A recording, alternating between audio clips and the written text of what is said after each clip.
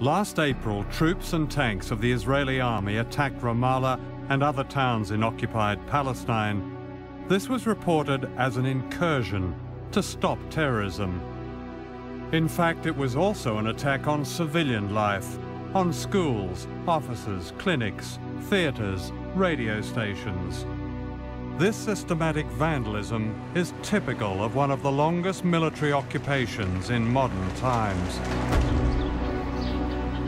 Even the Culture Ministry was destroyed. The director, Liana Badri, a distinguished novelist and filmmaker, showed me the devastation shortly after it had happened. This is the administration room. We had a lot of files here. Yeah. You can see that everything were broken. It was the best place in the ministry. I mean, what you did here was promote projects for Palestinian culture, basically. Filmmaking, projects for children. Exhibitions, book exhibitions, painters exhibitions, festivals, dance, folklore. We had a lot of projects. Now we don't have anything to begin. We don't have computers, equipment, furniture, and we have this feeling of humiliation. The smell is awful, isn't it? Look at this. The smell is awful, yes. This is a bag of shit, and there's shit smeared all over the photocopier. Two.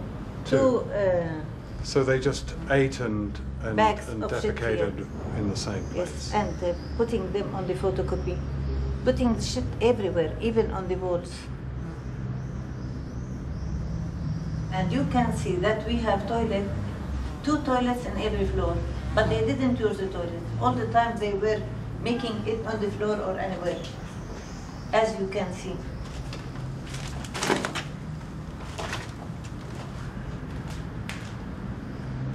We have a look in this room in here. Good grief.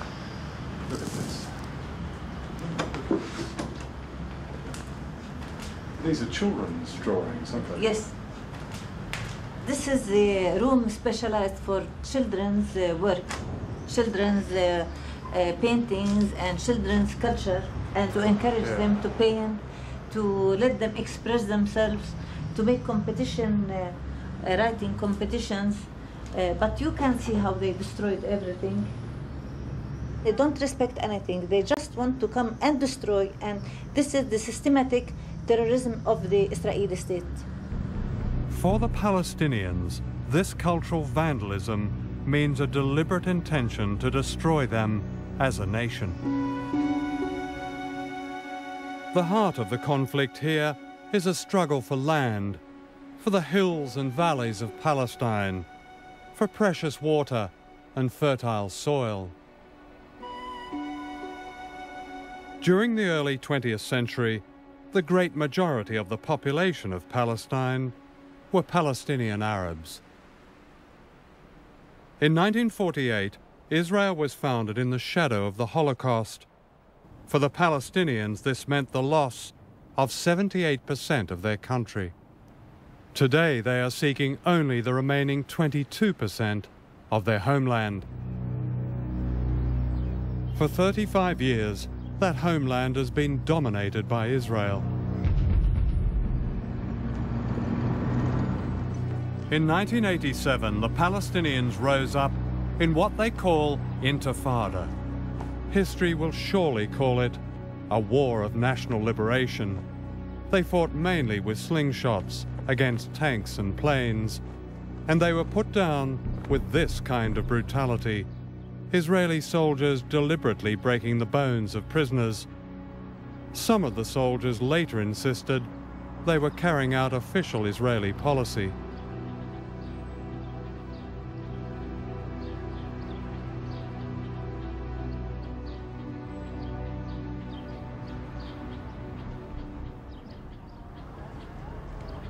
Two years ago, the Palestinians rose up a second time. This was hardly surprising. During curfews, people live under a form of house arrest. Without notice, they can be locked inside their homes. Their ordinary lives are a maze of controls, roadblocks, checkpoints.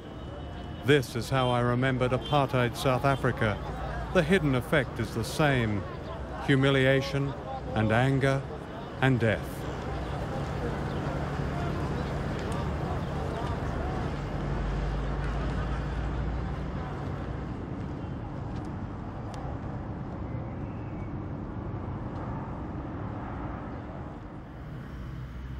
This Palestinian woman knows how devastating the impact of checkpoints can be. Last October, she was about to give birth to her second child, and she and her husband set out for the nearby hospital. They were stopped at an Israeli roadblock where they pleaded to be let through. ما بقوا 6 7 يعني منهم كلمة ولا كلمة دفشوا مين؟ دفشوا جوزي فهذاك ضربه في البرودة الثاني ورمى عليه الهوية فعودنا رجعنا على سبيل إنه يعني مزاجهم يمكن رايق فما رضوش بدنا ننزلها مشي ما رضوش ساعتها خلفت كانت حماتي معاي فهي قطعت حبل السرة في شفرة ويوعي الولد يعني ضل يوعي الولد فعاود لفه بجاكيته ولفينا عن طريق كرمزان اتصل في سيارة من كرايبة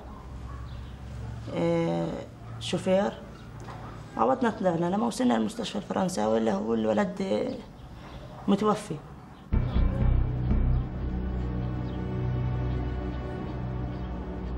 Stories like Fatima's seldom make headlines, and yet many similar cases have been documented. ليش بيسووا فينا هيك مش عارفين احنا يعني. ايش بالنسبة لي أنا شو بيني وبينهم مع كل الشعب الفلسطيني. عندهم يعني تأخذين شو الكلمة كلب يحووا ولا يحووا عربي.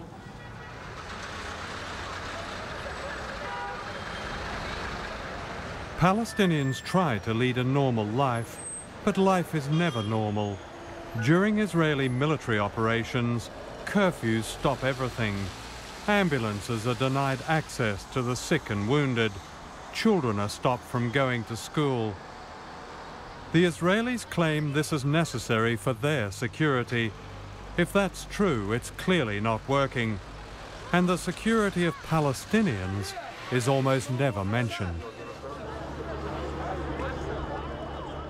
You feel all your life that you are humiliated. You don't control yourself. You don't control the air you are breathing.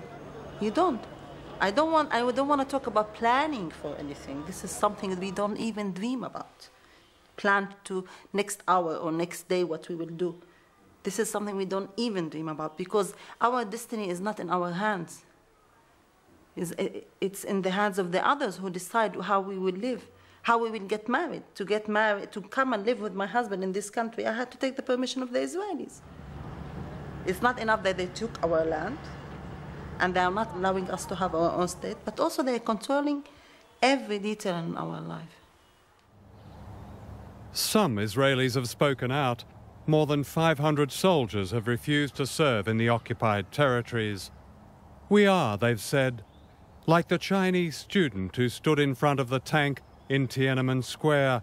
We are the conscience of our country. Ishai Rosensvee is one of them. I really think the real story of the occupation is there in the checkpoints.